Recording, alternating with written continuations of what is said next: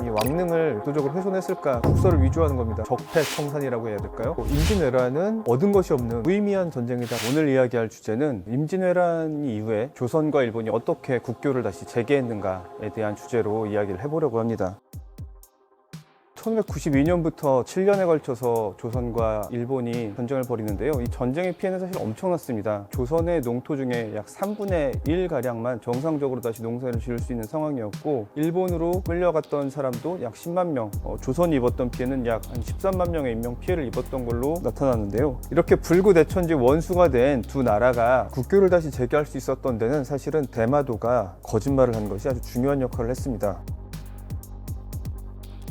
대마도라는 곳은 부산에서의 거리는 54km지만 일본 본토에서는 154km, 그러니까 사실은 오히려 일본 본국보다 조선에서 거리가 더 가까운 곳입니다. 대마도는 땅이 대단히 좁기도 하지만 또 척박하기까지 해서 아주 오랜 옛날부터 사실 한반도와의 교역을 통해서 농산물을 수입했습니다. 이 대마도가 일본에서 어느 정도로 이 경제적 형편이 좀 열악했냐를 보여주는 이 자료가 있는데요. 일본의 다이묘라고 하죠. 각 지역을 이제 다스리던 영주들의 세력은 석고라고 해서 1년에 산출하는 쌀의 생산량으로 이 세력을 가늠했습니다. 대마도의 1년 쌀 생산량은 약 24,000석. 그 당시에 일본에서 아주 유명한 다이묘들, 예를 들면은 도쿠가와 이에야스 같은 유명한 다이묘는 그 당시 250만 석이었습니다. 그 외에도 모리 가문 같은 경우엔 120만 석, 몇십만 석씩 하는 그런 다이묘들 틈에서 이 대마도는 24,000석의 쌀 생산량으로 경제적 형편이 얼마나 열악했는지를 알 수 있죠. 대마도로서는 이 조선과의 경제 교역이 없으면 대단히 이제 상황이 어려워질 수밖에 없는 그런 처지였습니다. 그러다 보니까 대마도는 임진왜란이 시작되기 전부터 사실은 전쟁에 대해서는 좀 부정적인 입장이었습니다. 근데 이제 문제는 설상가상 이제 조선한테 별로 좋은 인상이 안 심어졌죠. 임진왜란을 통해서. 왜냐하면 이제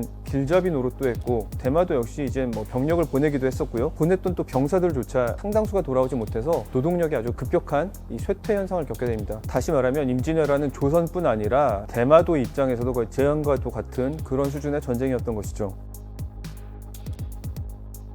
그렇다면 조선은 이거를 왜 받아들였을까요? 생각을 해볼 필요가 있는데요. 조선에서도 일본과의 국교 재개는 필요한 이유가 있었습니다. 조선 입장에서도 전쟁에서 끌려간 피로인들 약 10만 명을 다시 송환해야 되는 문제가 있었습니다. 그 당시 끌려갔던 사람들 대부분이 이 영호남 지역 사람들이었어요. 지금도 그렇습니다만 당시에도 영호남은 이제 조선의 대표적인 곡창지대이다 보니까 사람들이 많이 끌려가는 건 조선에도 아주 치명적인 큰 타격이었죠. 그런데 때마침 1603년에 일본에서 정권이 바뀝니다. 1600년도에 일본이 이제 동군과 서군으로 나뉘어서 세키가와라 전투라고 일본의 패권을 놓고 전쟁을 벌였는데, 거기서 이제 동군을 이끌었던 도쿠가와 이에야스가 승리하면서 일본의 새로운 에도 막부를 열게 됩니다. 그런데 이 도쿠가와 이에야스로서는 이제 새로운 일본의 주인이 된 이상 전 정권, 그러니까 도요토미 가문과는 어느 정도 적폐청산이라고 해야 될까요? 이 선긋기가 필요했죠. 임진왜란을 좀 부정하고 조선과의 국교를 재개함으로써 국내에서 얻는 어떤 정치적 효과가 충분히 있었던 것이죠. 일본 내에서도 임진왜란은 얻은 것이 없는 무의미한 전쟁이다, 이런 인식이 한참 이제 확산되던 참이었습니다. 그리고 또 한 가지, 도쿠가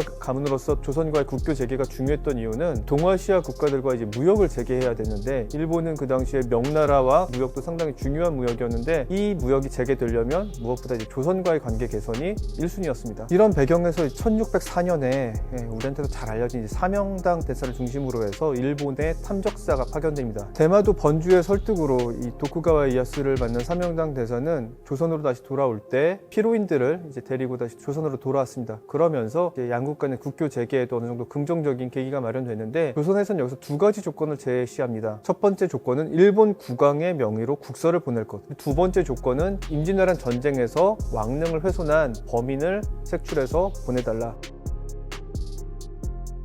그런데 이 도쿠가와 이에야스는 국교가 재개되는 거는 필요했지만, 그렇다고 이제 국가 차원에서 사과하는 거에 대해서는 좀 소극적이었습니다. 조선 측 사절들을 만났을 때 나는 이 전쟁과는 무관한 사람이다, 임진왜란이 벌어졌을 당시에 조선에 간 적도 없다, 그 말이 사실이기도 했습니다. 양국 사이에서 난처해진 대마도는 할 수 없이 대담한 모험을 벌이는데 이 국서를 위조하는 겁니다. 임진왜란에 대해서 사과하는 내용, 다시 국교를 재개해줬으면 좋겠다 요청하는 내용, 그걸 이제 가짜 직인을 찍고 가짜 연호, 그러니까 명나 명나라 연호를 써서 가짜 이제 국서를 보내는 것이죠. 그리고 왕릉을 훼손한 범인 2명도 보냅니다. 왕릉을 훼손한 이 일본인 범인은 조선왕조실록에도 기록이 되어 있습니다. 마다화지와 마고사구라는 2명의 청년이었는데, 그런데 여기서 좀 이상했던 게 이 2명이 조선에 와서 자기들은 임진왜란에서 조선에 온 적도 없고 왕릉을 파헤친 적도 없다 부인을 하는 거죠. 그리고 이 나이를 계산해 보니까 마다하지 같은 경우에는 임진왜란이 벌어졌을 때 17살 정도 된 걸로 추정이 돼요. 10대 소년이 감히 왕릉을 주도적으로 훼손했을까, 뭐 이런 좀 합리적 의문이 가능하겠죠. 조선에서도 이 2명이 진짜 범인이냐를 놓고 의견이 분분했는데, 조선에서는 일단 이 2명을 범인이라고 간주하고 처형을 해서 종묘 앞에 또 고합니다. 뭐 조상님들, 우리가 이렇게 원한을 갚았습니다, 뭐 이렇게 이제 보고를 한 거죠. 그리고 나서 조선도 이제 1607년에 대마도를 통해서 일본에 국서를 보냅니다. 그런데 이제 문제가 가짜 국서에 대한 답서다 보니까 이게 또 그대로 이 일본에 넘어가면은 거짓말을 한 게 이제 대마도가 들통이 날 수 있는 거죠. 그러니까 대마도가 또 이 국서를 또 약간 바꿔치기를 합니다. 선조가 보낸 국서에 조선 쪽에서 국교 재개를 간절히 요청하는 것처럼 그렇게 일을 꾸미는 것이죠. 어쨌든 이게 성공을 거두게 됩니다. 그래서 이걸 근거로 1609년 광해군 1년입니다. 이 두 나라가 다시 국교 재개를 하게 됩니다. 이걸 이제 역사에서는 기후약조라고 하는데, 무역 재개로 이 조선과 대마도 모두 경제적으로 큰 이익을 받습니다. 어느 뭐 한쪽의 일방적인 이익은 아니었고요. 윈윈 관계였는데, 대마도를 다스리던 이 소씨 가문 수입이 10만 석 가까이, 4배 가까이 오르게 되고요. 조선도 이득을 본 건 마찬가지입니다. 대마도를 통해서 들어오는 일본 은, 그 당시 이제 일본은 세계에서 2번째로 은을 많이 생산하는 나라 했는데요. 어마어마한 양의 은이 이제 일본으로부터 들어오면서 이 은을 가지고 대마도, 부산, 한양, 의주, 그리고 이제 명나라로 들어가는 이 무역로를 통해서 조선도 큰 혜택을 얻게 됩니다. 일부 역사학자 중에서는 이거를 실크로드에 빗대서 실버로드다, 은의 길이다, 이렇게 부르기도 할 정도로 일본과 조선과 명나라 이 3국을 통한 이 무역 이 시스템은 동아시아에 아주 큰 경제 번영을 가져다 주게 됩니다. 이 양국의 무역이 엄청나게 활성화된 건 이제 17세기인데요. 숙종시대 기록을 보면 저작거리에서 되게 사소한 물건을 살 때조차도 은화가 없으면 거래가 안 된다라는 그런 기록이 있을 정도로 조선의 은이 아주 넘쳐나게 됩니다. 무역이 이제 절정에 달했던 17세기 말에 이르면 양국에서 이제 오가는 은이 3,500관 수준까지 오르게 되는데, 이 참고로 에도 막부가 서양의 네덜란드와 이제 교역을 했는데, 그 당시 나가사키항에서 이 허가됐던 서양과의 무역 규모가 은 3,000관 수준이었다고 합니다. 그러니까 그 당시 일본과 조선의 이 무역 규모가 얼마나 컸는지를 알 수 있는 것이죠. 그런데 번영을 가져왔던 이 간큰 대마도의 거짓말이 약 30년 뒤에 들통이 납니다. 대마도 번주를 배신한 가신 한 명이 후가와 막부에 고해바친 것이죠. 그래서 일본과 조선 조정 양쪽 다 이제 상당히 고민을 하게 되는데, 일단 일본 측 조치를 보면은 대마도 번주를 처형하기보다는 여기에 관련된 그냥 가신을 처벌하는 정도로 그칩니다. 조선에서는 이거를 따로 문제 삼기보다는 그냥 덮어두기로 합니다. 거짓으로 드러났는데 왜 양국 조정이 이걸 그냥 덮어뒀을까 생각을 해보면, 그 어렵게 찾아온 평화와 번영의 이 계기를 굳이 다시 예전 전쟁이 일어나기 직전으로 되돌릴 필요는 없다, 그것은 양쪽 모두에게 좋지 않다, 이런 정치적 판단이 작용했던 걸로 생각할 수 있습니다.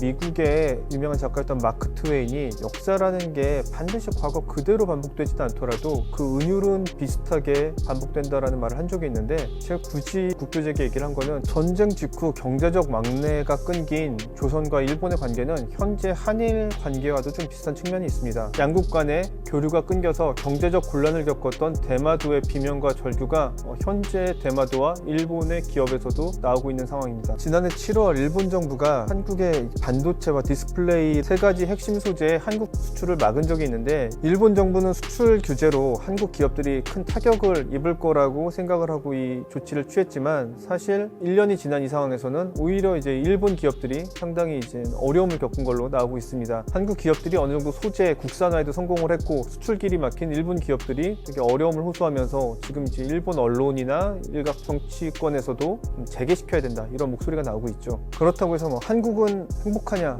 꼭 그건 아닙니다.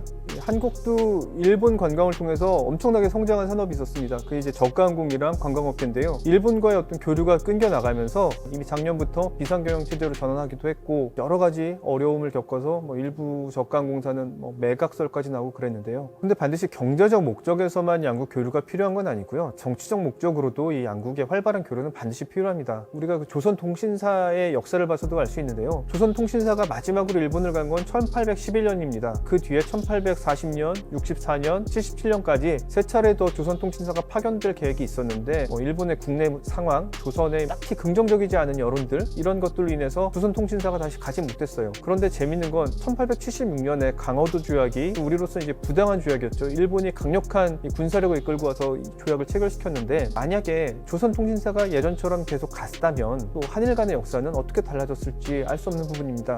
그만큼 양국의 교류가 계속 지속되면은 상대방이 지금 어떤 상황이구나, 어떤 일을 계획하고 있구나 이런 거를 파악하면서 대비를 할 수 있는 것이죠. 통신사를 보내는 기간 200년 동안 양국은 상당히 평화로운 기간을 지속했고요. 두 나라의 관계를 안정적으로 유지할 수 있었고 동아시아 전체의 긴장을 완화시키는 데도 아주 큰 역할을 했다고 평가받고 있습니다. 꽉 막혀버린 지금 2020년에 이 한일 양국에 필요한 대마도의 거짓말은 무엇이 될까 한번 생각해 볼 시점이라고 생각합니다.